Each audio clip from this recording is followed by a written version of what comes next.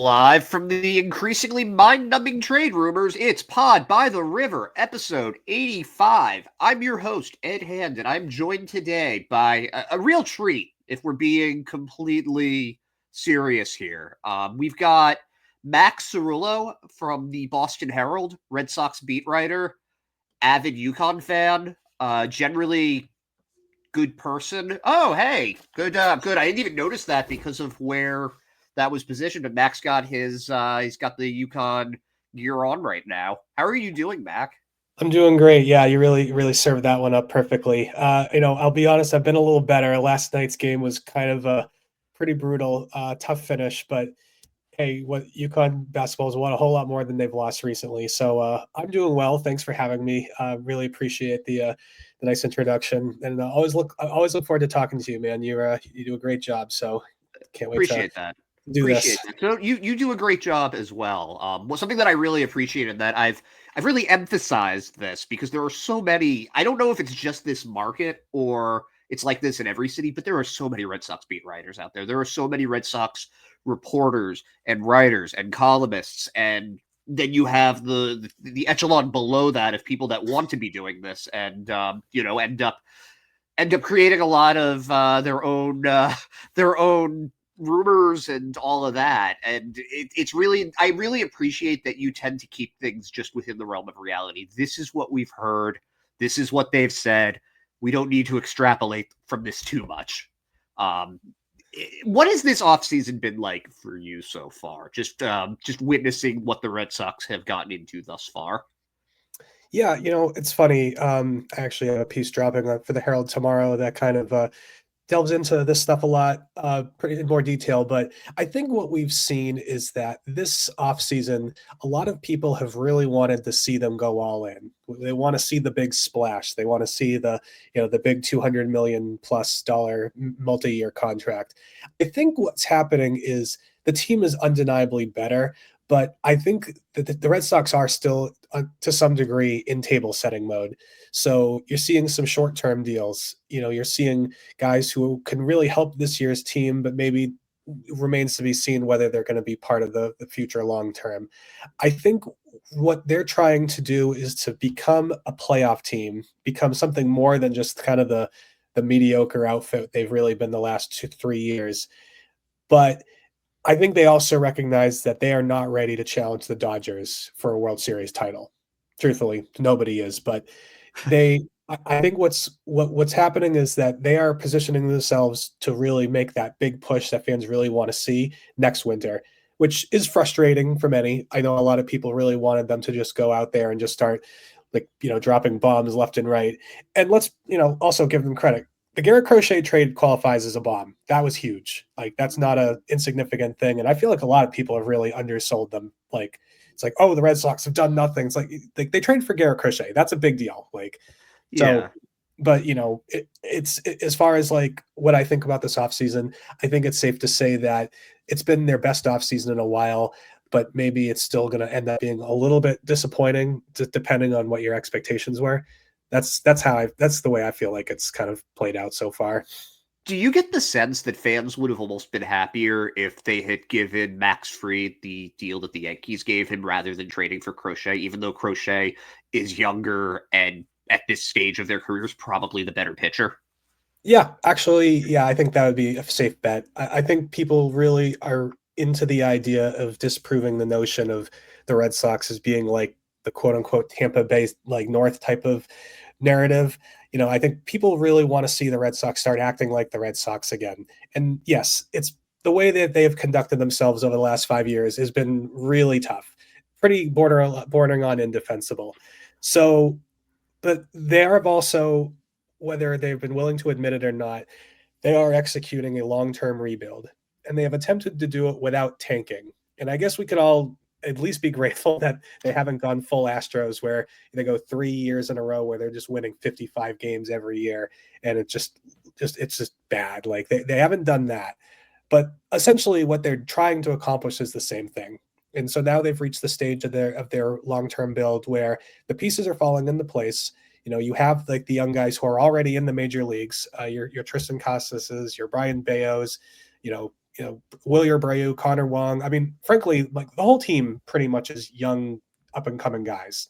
And then you have like the big headliners, your Marcelo Myers, Roman Anthony's, now Christian Campbell. They are all coming up. Probably will debut early this season, if not opening day. Some of them, we'll see kind of how that all plays out. I think it's reasonable to want to see what you have and see which of these young guys take a step forward, which one of them maybe aren't going to help you and achieve your goal of winning a championship, and then make your decisions accordingly. Yeah. So anyway, long-winded way of saying that. I think people want to see them really just spend, but I don't think that's really going to happen until next offseason. And Bregman could still happen, but I don't know if that'll necessarily be like, yeah, signing Max Fried to an 8-year, whatever, however many $1 million. Even though you could make a strong case that Crochet is actually the better long-term investment.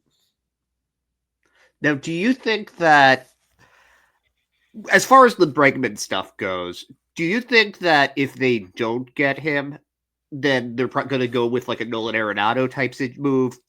It's very clear that this lineup, there is a hole that has been left by Tyler O'Neill, that they need that right-handed power bat. And you could say Christian Campbell, but he hasn't even made his major league debut yet. He made it to AAA at the end of the year. I can't help but think that they probably don't want to rush him. You've got a couple of free agents that are interesting at this point. Nobody that really gets you quite as excited as Bregman. What do you think the fallback plan is if they don't get him? If they don't get Bregman, there's been so much noise about Nolan Arenado, but I just don't see it. He's been, he'd be kind of expensive. Probably not prospect wise. Whatever they trade for him, I wouldn't be much, but like you would have to take on salary that for 3 years, so that's not an insignificant thing. You would have to deal with the fact that frankly his production and his metrics over the last couple of years have been on a pretty steep decline. And what you want him from a guy like Arenado is you want a guy who's going to be pulling the ball and there's roping line drives off the monster and over the monster. And he just doesn't hit the ball that hard anymore. So, is he really like the best option? So Bregman. So here's the thing with Bregman. You would probably you'd have to commit at least 5 years to get him. At least, probably 6, but if he's demanding 7, I can see why the Red Sox would hold a line on that. The money would be whatever it is. I don't think anybody's too concerned about that. But what Bregman at least gives you is 2 things. You can put him at second base, and you can kind of let the whole thing play out for a year. Because, like you said, Christian Campbell, for all of his talents, you really don't want to put yourself in a position where you're counting on a guy like him. Get a guy who can help you now, and then let these young guys prove themselves. And when it becomes impossible to ignore them, you figure the rest out. That's kind of the way that these like good teams handle these sorts of situations. Whereas what the Red Sox and other teams have done recently is a lot of, hey, we're going to put this guy, he's going to be a regular starter. And then next thing you know, it doesn't go very well. And then you're left with nothing because, yeah. With Bregman, he gives you that. But at the end, you do eventually have to concern yourself with, like, is he going to block Christian Campbell, or is he going to block Von Grissom or Marcelo Meyer? It could get kind of crowded. So Arenado does not bring the same short-term benefits. So that would be a tougher one. Because if it's not either one of those guys, I honestly think you just go with like the best 1-year guy you can get and just hope that he can produce until Christian Campbell proves himself to be whatever he's going to be, or Von Grissom. I guess it's I suppose we shouldn't undersell the possibility that he was so bad last year because he was so hurt last year. It was just a nightmare. Get that guy back on his feet. Maybe he can prove himself a little bit. But either way, as far as like the right-handed thing, it's just so tough because there's just really, the roster is so loaded, like not loaded, but like there's no flexibility. They've got a lot of guys in a lot of places. A lot of them are left-handed, and you can't get rid of any of them that easily. It's tough to reorient the whole puzzle in a way that makes sense. I mean, the only way you can really do that is to figure out a way to get Yoshida out of here, but that just doesn't seem like that would be a tough one. Just between the injury and the salary, I have a hard time seeing it. Yeah, it's hard to DFA him. One of the things that's appealing, I think, about Bregman is that there's a versatility to him that you don't get from Arenado. Arenado is a generational defender at third base, but he's kind of, if you get him, you're planting him at third base. Bregman won a Gold Glove at third base this year, but he's played shortstop. He's played second.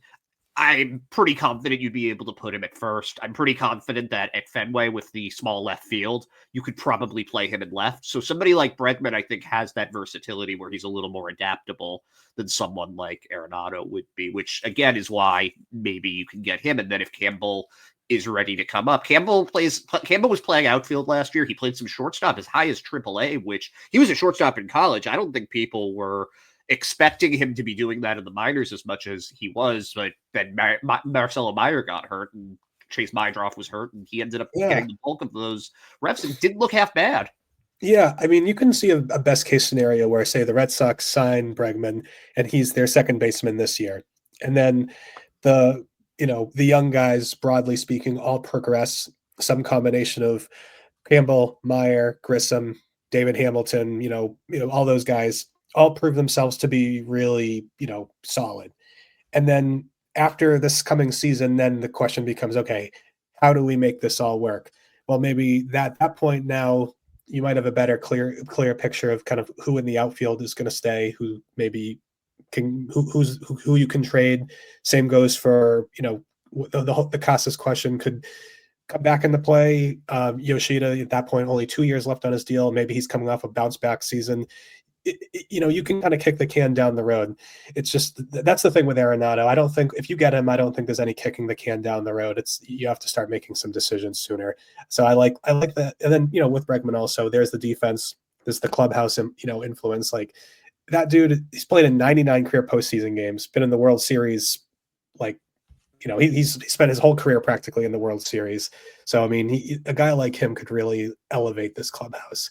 And I don't know if that's not to say Arenado can't do that too, but he doesn't certainly have the same level of postseason experience. And, again, he's, Bregman has, we'll just say the trend lines are better on Bregman. I'd feel better about him over the next 3 years than Arenado. I'll put it that way. Yeah, there's also the familiarity Bregman has with Alex Cora that I think that there would be that value of giving him that trusted enforcer, because they had the veteran leadership. It's basically Trevor Story, because Rafael Devers, maybe he should take on a bigger role, but we know that he doesn't want to. And beyond that, at least on the field, there aren't any of those veterans. So bringing in some of those guys. No, it doesn't even have to be anybody major, but Bregman would kind of be a perfect fit. And if you need to bring in veterans like that at some point anyway, what difference does it make if you're doing it this year or next year or even the year after that? Like, if it's a 5-year contract, then you're out of it earlier, right? Yeah, pretty much. It's last year, like, Rob Refsnyder really kind of became like the big, like, kind of the team leader at times last year, where Story wasn't, was rehabbing and working his way back. Rob's a great dude, one of my favorite guys on the team.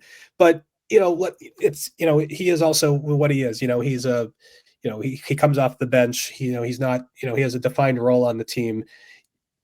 If you're a championship team, usually you want that guy to be an all-star, a guy who's getting 500 or 600 at-bats a season. That's no disrespect to Rob by any stretch. Right. The Red Sox are a much better team with him than they would be without him. Bregman would be a game changer in that respect. And Story, the last 3 years haven't gone very well, but it's been, frankly, a lot of bad luck. I mean, last year, that's just tough, man. Like, just to have that injury at that time, after everything he'd already been through. His first year with the team was kind of the same thing. It was just, it was one thing after another, mostly fluky, freaky things. If he can just settle in and, have a full healthy season, he could be a game changer too. I don't have their record with him versus without him in front of me, but it's significantly better with Trevor Story healthy and and playing than it is without him. So yeah, those two guys, I think it could go a really long way. What do you expect to happen just as far, because this is that you alluded to this earlier. I'm personally not that concerned about the right-handed bat, and the reason for that is that we've had a kind of a rotating carousel of these guys over the last several seasons. Hunter Renfroe, Justin Turner, Adam Duvall. Last year they had Tyler O'Neill. I'm not I don't think that them being able to find someone. I don't like Randall Grichuk, but I could see him having a similar season like some of those other guys here. I don't think it's going to be that hard. You bring in a Taylor Ward, you make a trade with the Angels to bring him in. I don't think that it's if you're just kicking it down the road 1 year on these guys. I think that you have a lot of options, but the team still need. There's still some other stuff that they need. So I guess my question for you here is, what do you expect them to do if you were to take a Yeah. guess? Yeah, so I think what I would consider the most likely outcome is if they make any more big signings, it would probably for another reliever, or maybe it's a reliever and maybe they work out an extension with Crochet, which is should be a top priority right now. And then instead of Bregman in that case, then yes, maybe they would either trade for or sign, we'll say a more complementary piece, and go into the season with basically counting on Story to be an all-star performer, that middle of the order right-handed bat that frankly he's supposed to have been all along. And yeah, and then maybe that player could then platoon with Roman Anthony perhaps, or maybe maybe ease Christian Campbell's transition, where basically if this newcomer is just okay and Campbell turns out to be undeniable, you're not like, well, what are we going to do? You can kind of just be like, all right, well, Campbell's ready, and then go from there. I feel like that's probably what I'd say the most likely outcome is, but I can't say that that's a lot of certainty with that either. I don't want to discount the possibility that they could get Bregman. That's a possibility. I feel like a lot of the pessimism about it is just rooted in, frankly, Red Sox fans aren't going to believe it until they see it, and I think that's totally reasonable. But that same mindset can also, blind you to possibilities that are real. Like they could get him. He's still out there. He hasn't signed with a lot of the other teams we kind of thought he would land with. They haven't opened up their wallets yet either. So we'll see. But I do think probably if they're going to make one less big signing, my guess is that it would probably be a reliever, and then they'll figure out the bat somehow. It'd probably be somebody who fans would find pretty disappointing, but that doesn't necessarily mean it wouldn't be somebody who could help. Are there any relievers in particular that you have your eye on that you'd like them to go get? Personally, I love Tanner Scott. I think that would be awesome. But Jeff Hoffman, Carlos Estevez are both solid too. I think if you're going to add one more reliever, it would be nice to just get the thing with Scott is he would reduce, there'd be no ambiguity. It's like, that's your closer. Then you got Hendricks, you got Chapman as kind of your two seventh and eighth inning guys. Whitlock and Slayton are your kind of hybrid, weapons. We saw what Slayton could do, and Whitlock has excelled in that role before. And what could be useful about that too is right now the Red Sox have 6 starting pitchers, and either they're going to go with a 6-man rotation or there's going to be an odd man out. But either way, I would imagine if they're healthy, all 6 of those guys are going to be on the roster. Well, that means that's one fewer bullpen spot for a traditional reliever. So how do you deal with that? You need guys who can throw multiple innings. So that would Slayton, Whitlock both would be very helpful in that respect. That could be something that Josh Winkowski could be a factor with as well. Cooper Criswell, I think, is a good chance he could be like your bulk guy, kind of what Chase Anderson was for stretches last year, where look, the game is kind of out of hand. We just need 4 innings, just pitch effectively. Criswell could be really useful for that.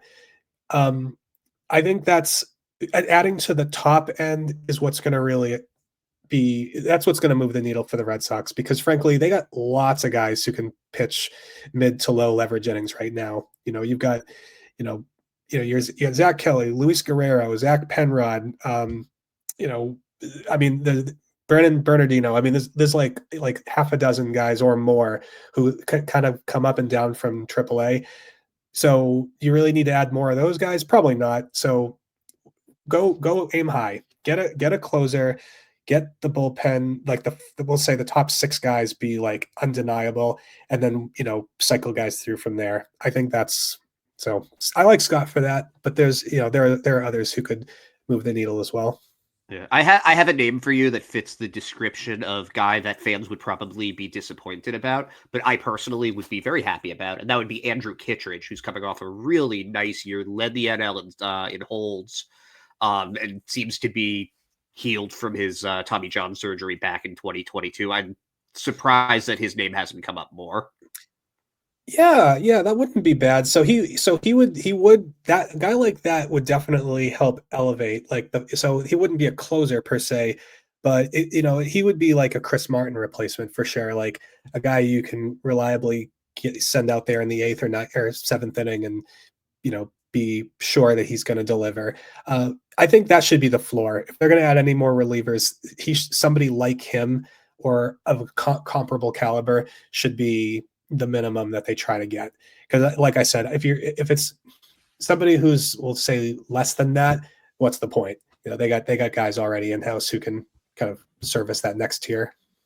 Yeah, yeah, and I mean you can never have enough arms, but at a certain point you want to raise the ceiling, not the floor, because the floor's gotten a lot better. Like the some of the depth that you mentioned, these are guys that would have had significant roles in the 2021, 2022 Red Sox bullpen.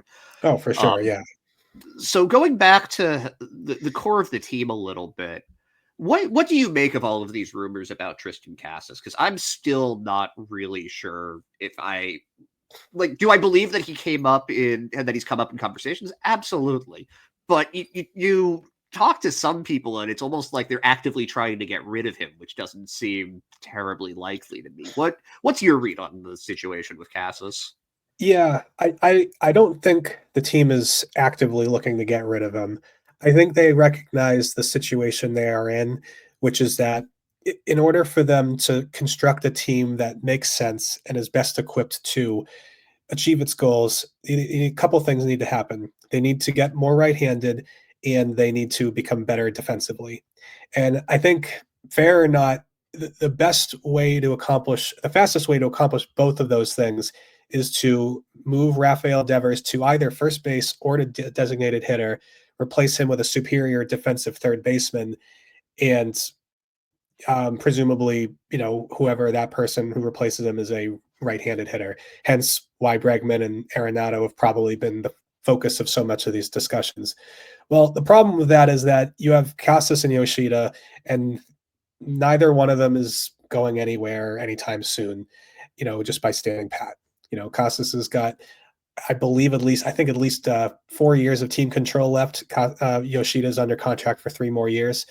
So the only way to facilitate a lot of this stuff is basically you'd have to trade one of them, and Costas is the more valuable of the two. And it would make more sense to put Rafael Devers at first base versus DH. It's kind of you've invested a lot in Rafael Devers.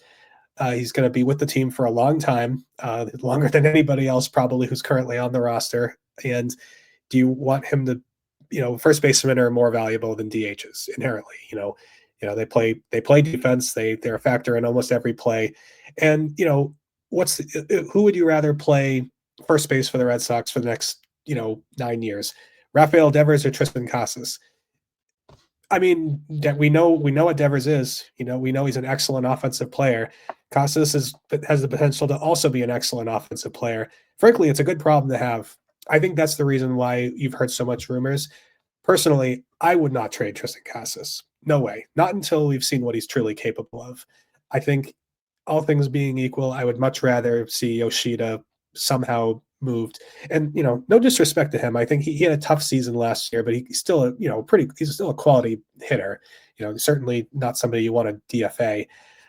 I think that's the reason why we've heard so much. I think it's it's like a math problem. It's like there's only so many spots. You got to make some tough choices. What's the most efficient way to get from A to B? And moving Casas is, I guess, the most efficient way to help, even though I don't think that would be I think it would be kind of counterproductive. I wouldn't do it, but I can see why it's been subject to so many rumors. It's kind of funny how if either Yoshida or Cassis or William Abreu were just right-handed, we wouldn't be having this conversation. But Mm-hmm. they've accumulated so many lefties. Yeah, you know what? I think it's just a problem where your focus is on accumulating talent.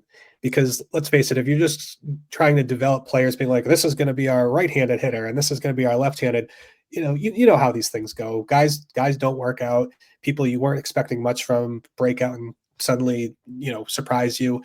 It's kind of just worked out where the Red Sox have accumulated a lot of very talented left-handed hitters. A good problem to have, but nonetheless, yeah, I think if I think it's not those guys really so much that's the issue. It's like if Roman Anthony were a right-handed hitter, I don't think we'd have this conversation either because we'd just be like, it's going to be fine. Campbell and Anthony and Meyer too, perhaps these guys are going to be the solution. We'll manage. It's they're all lefties too. Everyone's a lefty. Being a left-handed hitter is pretty valuable, so I can see why a lot of guys do it. What do you think is going to happen with Vaughn Grissom? Because that's a guy that they traded Chris Sale for him, and obviously they weren't expecting Chris Sale to be what Chris Sale was in 2024 Cy Young Award winner, but they were expecting to get more out of Grissom than he did last year, where, as you said, he was hurt. He was not playing healthy for pretty much the entire season. But how do you think the team views Grissom at this point? Well, it certainly was a worst case outcome for them last year. I think at the time of the deal, it was frankly, it was like seen as a huge win, right? Sale had been, injured or otherwise, not himself for 4 years. You were able to move him in his last year and get a player who everybody, had good reason to believe had a bright future, and still has a bright future. It was, he got hurt. It was just kind of like everything that could have gone wrong did. That doesn't necessarily mean he can't still become a great player. I think what the team thinks of Grissom is they don't necessarily think of him or need to think of him as, we'll just say, like a plug and play, like guy they're counting on. Now for Grissom, it's about proving himself. Can he be healthy? Can he be the guy they thought he could be? And now then it's simply a matter of, can he go out and do it? So what the Red Sox think of him at this point, I think they're probably just like, hey, look, you're here. It's up to you. Do you want to be a great major league player? Do you want to help us? Do you want to, make money and have be the player we all believe you can be? Then do it, And then if he does, great. Well, I guess the team would reevaluate and see where he fits in the puzzle. And if not, then hey, you know what? You make bad trades sometimes. It's not the end of the world. That's actually that's a refreshing way of looking at it, because it seems like now if something doesn't go according to plan, it's just the worst thing ever, and winning cures that, obviously. But man, people were not happy about that trade come June, May for some people. Mm-hmm.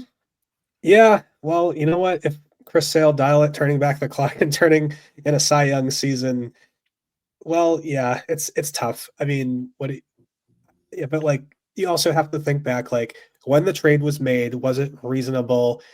Would people have necessarily seen what happened coming?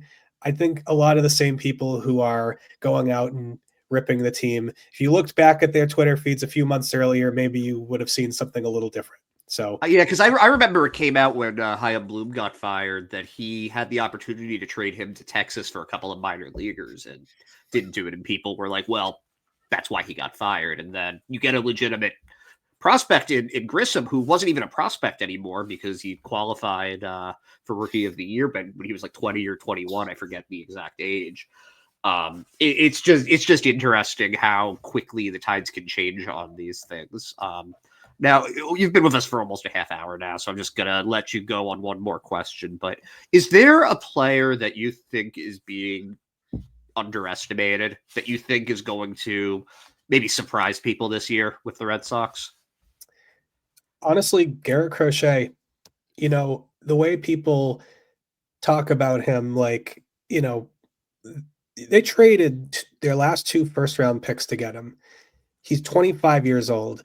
Last year, he was just absolutely unconscious for certainly the first half of the year.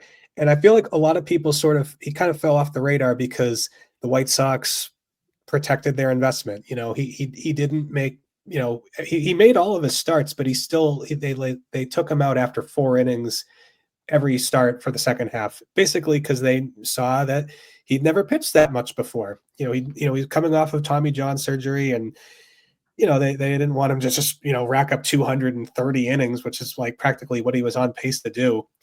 But this is a guy who could win the Cy Young Award next year, and it surprised me that after the Red Sox got him, you still have a narrative of some people. It goes back to the money thing, like because they didn't like beat out the Yankees or the Mets with a big monster contract offer to get him. It's like it doesn't count. This dude could be an absolute monster this year, and the fact that he's still not necessarily seen as the potential game changer he is striking to me. But I also understand, he pitched for the White Sox, and he isn't particularly famous. He really kind of only broke out last year, and this isn't Manny Ramirez in 2000, or Pedro. Like, the track record isn't there. The notoriety isn't there. But you're talking about the most impactful pitcher additions made this year. Crochet, we could look up, 9-10 months from now and be like, wow, Crochet was like, I get. So I think people should get excited about him. He has the potential to be an absolute monster for this team. All right. Well, if you have anything else that you want to, did we miss anything? Is there anything else you want to talk about? You know what? I think we covered a lot of it. We got Fenway Fest coming up on Saturday. I'm fascinated to see the Netflix sneak preview. I'm curious to sort of see kind of what we saw the filming all last year. We see the camera guys coming and going, in the clubhouse. So it'll be fun to kind of see that. And it'll be our first opportunity to see a lot of the players since the season ended. So good opportunity. Rafael Devers will be there this year. He wasn't last year. Be a good opportunity to ask him how he feels about the rumors of a position change and if it's something he would be interested in or not actively against, perhaps. And then a lot of the new guys will be there. The coaches will be there. We'll see some prospects this week. The rookie development camp is coming up next Tuesday, so we'll have a chance to get some good FaceTime with them as well. It's funny. This whole offseason has been so weird. Like I've been like, we talked off air how, my wife and I just had our second child in late October. So this whole offseason has just been kind of a blur. And I'm looking forward to kind of feeling like I actually work for a living again. And it's like, oh yeah, that's right. Get to go talk to baseball players, spend time at Fenway Park, and actually do this thing and not just sit at home feeding an infant bottles all day. I mean, that sounds like a pretty good job to have. I feel like a lot of people aren't as excited about doing their job as you are. Hey, look, my life is pretty good. I got no complaints. So, but it is nice to finally be like, oh yeah, cool. I got to do this again. So should be good. Fans can have a lot of good stuff to look forward to this week. Hopefully we'll see some more action with the off season before the month is over, and then pitchers and catchers report in, I don't know, about a little over a month from today. So yeah, we're about a month away, which is crazy how quickly. Though this offseason at least has moved a little bit faster than last year. Remember last year was like Yamamoto signed, and then there was another 2-week dead period. And Ohtani took forever to sign, and it was just everything kind of blew up at the end. But it was like we were waiting until February, basically, which was ridiculous. Last offseason was just bad for the game. I'm glad this offseason has progressed at a nicer pace where stuff happened early, a lot happened in the middle, and we got a little bit left over to look forward to. The closers are going to start signing soon. We'll have Bregman, there'll be more trades. Yeah, much better. I'll take this over. Last offseason was, well, I mean, the lockout was the worst, but lockout was a close second. Yeah. The lockout was pretty bad. It was technically the offseason because of COVID. We had two pretty close to each other terrible off seasons. So I could live with last year, but this has been the most fun one I can remember in a while. Yeah, it's been nice to have a little something more to do. Yeah, definitely. But where can people follow you if they don't already? Yeah, so you can follow me on Twitter at Mac Cerullo, at MacCerullo. I'm on Blue Sky. I try to be good about posting there too. Probably a little bit more Yukon content there, for being honest. Nice to have an app where I can kind of let my hair down a little bit, but yeah, primarily in those places. And obviously, read me in the Boston Herald. So, pretty much, most days I got something or other going in there, especially now that things are ramping up. Well, thank you again so much for your time, Mac. Really appreciate it. And yeah, we'll be in touch. Awesome. Hey, anytime, man. Thanks for having me. Yeah, see you next time.